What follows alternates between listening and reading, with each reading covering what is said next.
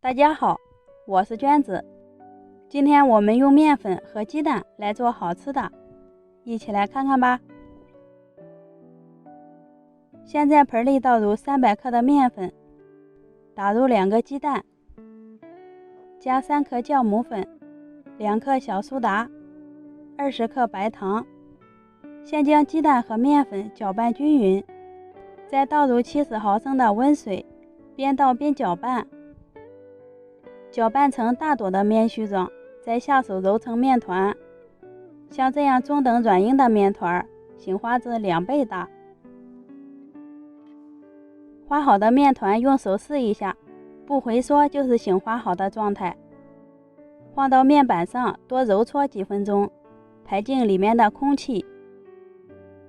再揉成一个圆形，擀成一个长方形的生胚，厚度约1厘米就行。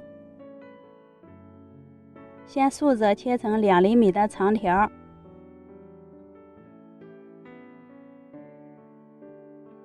再切成小方块，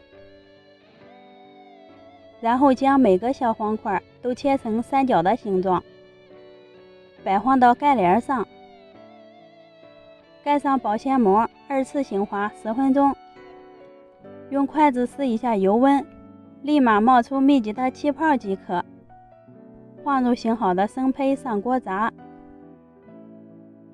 底部金黄以后，给生胚换个面，全程用中小火炸制，约炸上1分钟，两面呈金黄色就可以出锅了。